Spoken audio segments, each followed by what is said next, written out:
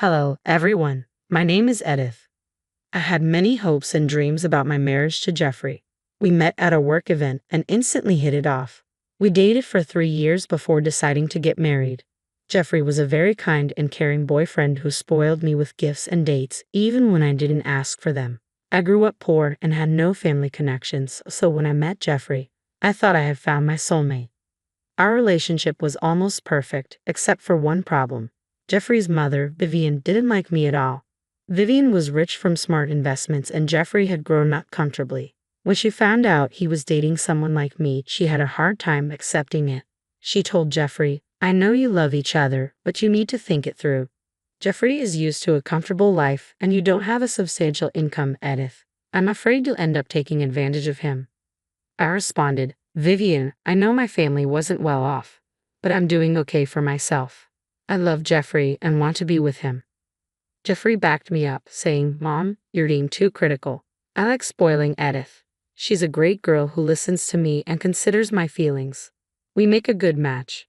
But Vivian was never convinced. She always had doubts about our relationship, which made me feel hostile toward her. No one likes being called a gold digger by their in-laws. So, Vivian and I had a strained relationship from the start. I thought my marriage to Jeffrey would bring me mother-in-law problems, and since Vivian was powerful and headstrong, I doubted we would get along. She never went beyond expressing her doubts about me though. I admired her but kept my distance, feeling secure with Jeffrey's support. I married Jeffrey, the sweet and caring guy I wanted to spend my life with, but life had other plans. Shortly after our wedding, Jeffrey changed completely. He stopped being affectionate or caring. He no longer spoiled me with gifts, but I did mine because I was with him for love, not money. Things quickly got worse.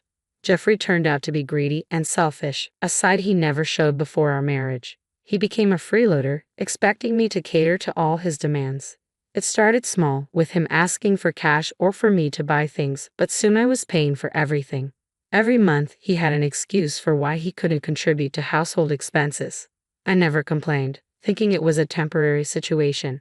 However, I was shocked when Jeffrey suddenly quit his job because of management problems. He didn't consult me, he just informed me after it was done. When I asked him about finding a new job, he said, "I don't want to go to work, Edith. All this toxic work culture is getting to me. I don't think I'm made to work in the system. It's better if I stay at home." "But we need the extra income, Jeffrey. You can't just make such big financial decisions alone." "You could have talked to me before deciding," I replied. "Is there anything to talk about? Do you want me to stay at work and damage my mental health?" he retorted. "No, Jeffrey, I don't want you to risk your mental health. I just wish you had consulted me before deciding. We are a team, and these decisions need to be discussed." Jeffrey ignored my feelings and never apologized. I had no idea what he expected me to do. I didn't mind my husband staying at home, but Jeffrey never did anything for the house either. I did all the cooking and cleaning while working 40 hours a week. Sometimes I took overtime shifts to make ends meet. Jeffrey just stayed at home and played video games. When I asked him to help around the house, he said, "I don't feel like doing chores. You know, I've been depressed for a while. I don't have the energy to do chores." "Jeffrey, I need help around the house. I'm working hard and can't keep up with all the chores. You don't have to do everything. Can you at least help?" I pleaded. "But I'm not good at these things. These are women's jobs. You can't expect me to do them. If I fail at these chores, I will feel even worse about myself." "Jeffrey, if you're having serious mental health problems, you should start therapy. I'll take up a side job to help you. It won't be a problem. I want you to get better," I suggested. "Therapy is for weak people. I don't need therapy. I just want to be left alone." "You're making everything worse by being pushy and annoying," he snapped. Jeffrey didn't even want to go to therapy. Believe me, I tried very hard to convince him. For the longest time, I believed he was depressed. I was so used to seeing the sweet and responsible side of him that I believed all his lies. Slowly, I realized that Jeffrey was okay. He had no problem lounging around the house and playing games. He even went out with his friends every week. Meanwhile, I was working like a slave both at home and at work. I had no time for myself. Jeffrey even stopped showing me any affection. All he did was sit at home and complain. Some of my friends warned me that Jeffrey was using me and becoming abusive. However, I refused to believe them. I still had full faith in the relationship. Somewhere in my mind, I thought the old Jeffrey was still there. I was wrong. I stayed in this situation for 2 whole years. It was a nightmare for me. One day, I got fed up and said, Jeffrey, we can't go on like this.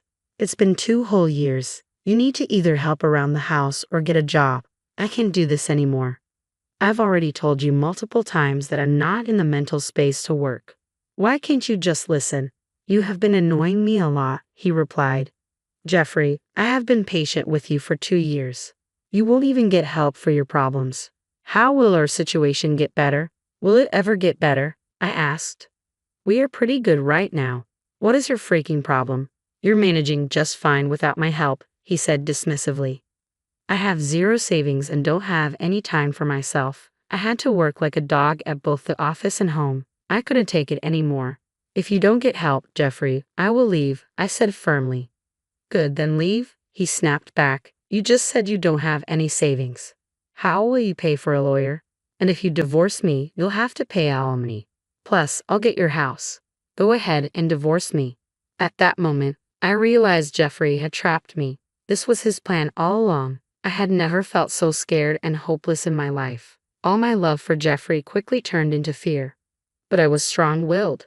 With no family, I knew how to stand up for myself. Instead of cowering in fear, I made a plan to get out. I knew exactly who to turn to for help. The next day, I called Vivian from work and poured my heart out to her. I knew she was more reasonable than Jeffrey and would understand my helplessness. She had raised him single-handedly and didn't take nonsense from anyone. Even though she didn't like me, I hoped she would help. Vivian was furious, but not with me. What the hell, Edith? This is unacceptable. I'm embarrassed by what my son has done. I have no idea how he turned into such a greedy and selfish person. I don't know what to do, I confessed. I don't have anyone nearby. I don't even have a family. You're the only one I can turn to. I'm glad you trusted me enough to tell me, Vivian said. After what my son has done, I'm surprised you don't think badly of me. I have already given you enough reasons to hate me. Don't worry, Edith. I'm on your side. I will do something. Jeffrey has crossed his limits. Thank you so much, Vivian. You have no idea how relieved I am. I felt so alone and stuck after Jeffrey made those threats. Vivian was perfectly capable of handling Jeffrey. Believe it or not, he was actually pretty scared of her. As I said, Vivian didn't take nonsense from anyone and wouldn't shy away from teaching Jeffrey a good lesson. Jeffrey had no idea what was coming for him. I had all my ducks in a row and was just waiting for Vivian to strike. She showed up at our house about 2 weeks after I talked to her. When I came home from work, I saw her sitting in the living room with her luggage. She looked at me and said, "Come here, Edith. We were waiting for you. You must be surprised to see me here." "Yes, it's a pleasant surprise, Vivian. What brings you here?" I asked. "Well, there's been some stuff going on, so I wanted to talk to both of you." "What is it, Mom?" "Tell us immediately," Jeffrey said. "I was thinking about buying a new house," Vivian began. "My old house has become boring, and I don't want to live there anymore. So I was thinking about selling it." "But what will you do with the money? The house is expensive, and you'll get a good deal out of it. I don't think you need that much money right now. You should do something about it," Jeffrey said. "All right, son. I don't need that much money, so I've made a decision. I'll give you the money, Jeffrey. I have enough to get a new place with my savings. You can have the sale proceeds as an early inheritance of sorts." "Mom, are you serious? That is great news. I can't thank you enough. You've made the right decision," Jeffrey said, overjoyed. "Don't get so carried away, Jeffrey. I have one condition that you must agree to before I give you the money. I want you to divorce Edith. You know I never liked her, so I don't want her benefiting from your money. If you agree to divorce her, the money will be yours. If you don't divorce her, I will keep the money and do as I please." "Wait, that's all you want? You want me to divorce Edith?" "Yes, I even brought the papers with me. If you sign them, we can go for a mutual divorce. The entire process will be simple. I'll hand you the money once everything is finalized." Hearing this, Jeffrey's eyes lit up. He made no secret of the fact the offer was pretty tempting for Jeffrey. To be honest, I had no idea where Vivian was going with this. However, if he did divorce me, I would be free from being trapped with Jeffrey. So, I kept a solemn face and said, "Jeffrey, you can't possibly divorce me for money. Who even does that? Vivian, I know you don't like me, but offering him a bribe is going too far." "Don't talk to my mom like this," Jeffrey shot back. "You've been a neglectful wife, and I hate being with you anyway. Since Mom has gone through the trouble of getting everything ready, I won't disappoint her. I will sign the papers today. Seriously, Jeffrey, you would divorce me for your mother's money? Look, you've been wanting out of this marriage anyway, and I don't want to be with someone my mom doesn't like. So let's just make it easier for each other and get divorced. If that's your decision, I have nothing to say. However, I will only sign the papers if you agree to let go of alimony, and I won't be giving you a cent of my savings. Fine, I won't claim alimony or anything else. The alimony would be a small amount anyway. I can get myself a better life with Mom's money. I won't need your meager savings and alimony. Okay then, Vivian, you have your wish. We will sign the divorce papers. Hearing this, Jeffrey quickly took a pen from the table and signed the papers. He also promised to meet with a lawyer the next day to draw up documents for a divorce settlement. Vivian said she would help him get a good lawyer. Jeffrey, looking very happy, went off to the master bedroom to call his friends. Meanwhile, Vivian sat there with a smile on her face. She walked up to me and said, "So, my stupid son divorced you and accepted my little bribe. He didn't even take time to think. I had no idea how vile he had become. Let's make him regret this, Edith." "So, you did plan everything, didn't you? You're helping me get a divorce and leave Jeffrey." "Yes, I did. I know I've been hard on you all this while. I should have been more critical of my son. But don't worry, this time I won't slack off. Jeffrey will be taught a lesson." Hearing Vivian's words, I knew I made the right decision to divorce him. If I had stopped Jeffrey from divorcing me or stuck around any longer, he would have gotten even more abusive. But I wasn't going down so easily. While Vivian made him sign the divorce papers, I made him agree to a divorce settlement that would work in my favor. Jeffrey was so blinded by greed that he didn't stop to think of my terms. I guess he believed Vivian's words. Anyway, Vivian moved in with me and Jeffrey because she was selling her house soon and needed a place to stay until it was sold. She also told Jeffrey that she wanted to make sure I didn't try to change his mind. Jeffrey gladly invited her to stay as long as she wanted. I moved out of the house once Jeffrey signed a document saying that he wouldn't demand anything from me. I had a good lawyer who made sure everything was okay. I moved into an apartment and tried to start my life afresh. Vivian and Jeffrey stayed at the old house until the divorce was finalized after 6 months. When the entire process was done, Vivian, Jeffrey, and I met outside the courthouse. Jeffrey said, "Finally, I'm free from a witch like you. You were right, Mom. I should have left her a long time ago. I wish I had done this sooner. You threw away years of love for your greed. You should be ashamed of yourself," I said. "Don't be dramatic, Edith. Anyone would do this for good money. You'll understand once I start living a better life than yours." "Mom, since my divorce has been finalized, when will you transfer the money? I need to pay the lawyers and start living a new life." "Well," Vivian said, "I changed my mind. I'm not giving you the money. I have other plans for it." "What? Mom, what happened so suddenly? Why are you changing your mind?" "Probably because I got what I wanted, and so did Edith. I'm well aware of the fact that you have been financially abusing Edith. She also gave me a detailed account of how you trapped her. If this wasn't bad enough, you readily divorce your wife for money. Do you think I would reward you after this?" "But Mom, you're the one who said that I needed to get a divorce. What is going on? Why are you taking Edith's side? You hate her." "Well, no, I don't hate her. Right now, you are the one I hate. How could you do this to your wife, Jeffrey? Is this what I taught you? You were nothing but Mom. This is a shame. You should be supporting me, not Edith. I deserve the money after everything. You will give it to me." "You deserve nothing," Vivian said coldly.